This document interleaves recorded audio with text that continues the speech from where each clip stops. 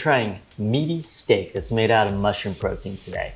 We're gonna top it off with some chimichurri sauce, lay it over a crostini, and see if this really is the future of plant-based foods. Okay, right off the bat, first impressions, packaging, very bright, colorful packaging. Makes me feel the sunshine. I love it. It's got some chimichurri sauce laid up on the top over here. This is interesting because this is a mushroom root carne asada steak. I've tried the crispy cutlets. They were delicious after I gave it a little bit of a crispy fry up. Let's crack open this box here. See what we got in the package. So for the spices, we have a seasoning blend full of garlic, salt, sugar, spices, paprika, dehydrated onions, cilantro, olive oil, natural flavors. 490 milligrams of sodium. And we go down to the fiber, 10 grams of fiber. Not bad, not bad. Look at the protein, 17 grams, 34% of your daily intake of protein. Anyways, give it a good rip open. Smell the seasoning. Oh, you definitely get hits of that cumin. It actually looks like steak. It's pretty scary. It feels like a medium done steak though. Maybe even medium rare, I guess. Let's do a little olive oil basting on this. And we'll just give it a nice coat so that when it gets on that grill, we'll see, or we should see, those really definitive grill marks. Since it is a plant-based product, it's not gonna take that long to cook. That's the beauty of plant-based products. All right, let's go.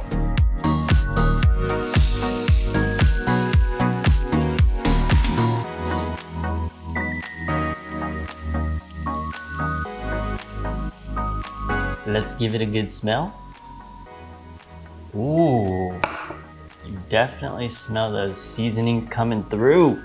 It actually smelled like a grilled portobello. I've done a lot of grilling of portobellos, and this kind of reminded me of that. Let's cut through this bad boy and see what we get. Ooh, slices like butter. There's no like juices like flowing out of it, you know. This just looks like a good cut of like tri-tip, I guess they're going for. But let's give it a try. Moment of truth, guys, moment of truth.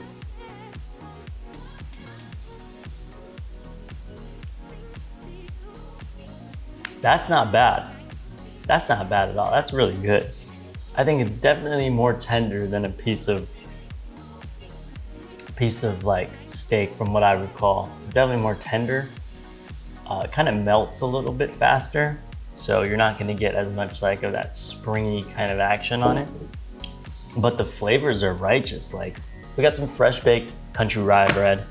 Oil going on these, like so. Get both sides going. And that's gonna make a nice crostini for us. Now let's go for the sauce.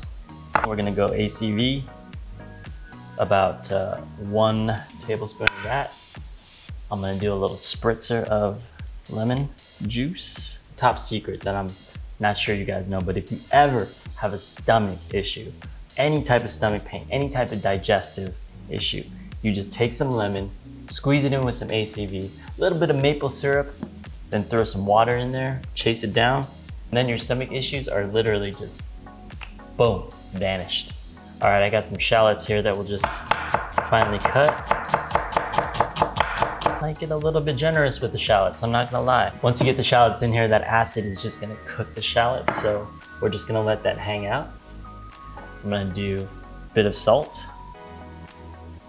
Just a quick little pinch to get that going. In the meantime, let's prep our parsley. What I like to do is just roll this up. Roll it up. I think I learned this one from Michael Simon. Iron Chef Master. There we go. Just make it really easy to get some good cuts on this. At the same time, I'm gonna get a clove of garlic. We're just gonna make this really, really finely minced. Okay, once we get that going, I'm gonna actually fold in that parsley, and then we're gonna cut it together. What you can also do is take a pinch of salt, sprinkle it on top, and that salt is gonna help draw out the juices. You can also use a food processor and save yourself a shit ton of time, but I kind of like doing it the manual way, just so I can really experience the thrill of mincing some fresh ingredients. Fresh, we get a hit of that salt. I'm proud of myself with that. That's a good ratio. All right, we're gonna go right into the shallot and vinegar. And then from here, we're gonna do a 3-to-1 ratio of olive oil to vinegar.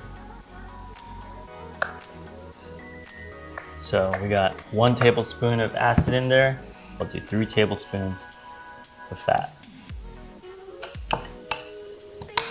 This smells so fresh.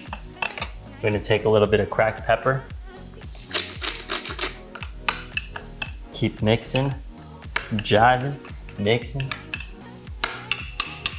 Lastly, some dry oregano. You can give it a taste right now.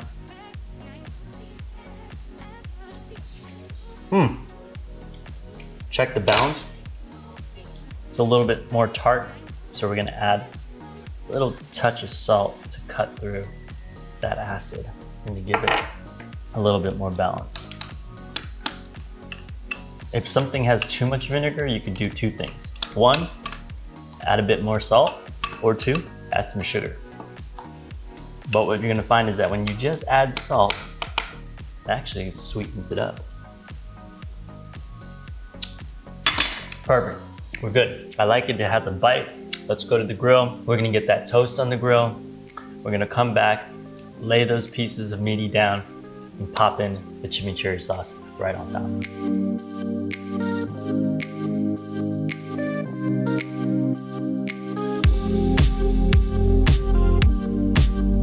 What I also thought about was adding some tomatoes. This just expands the umami bomb explosion of flavors on the crostini toast. So last week I went to Tanaka Farms in Irvine, my old stomping grounds, and yeah, picked up these lovely little tomatoes. Juicy, juicy. So we're gonna just thinly slice these bad boys. Let's bring out the crostini. Look at that toast, oh my God. That got mad grill marks on that. Yes, put just a thin touch of mayo on it just to give it some creaminess. Not a lot, just a little. If you're looking for a really good vegan mayo, follow your heart, the best brand. Let's layer up these tomatoes. This looks banging already. You could probably just eat this as is. Nice pieces of meaty going down. Maybe just one more on the edge over here. Slow motion zoom in on this one. Blam. That looks good. I'm a fan, I'm a fan. There we go. That is like a vessel of just goodness. Look at those layers, look at those colors, the vibrancy, those grill marks. Oh my God, it's exciting. Ooh, listen to that crunch. Nice. Moment of truth. Eat your heart out.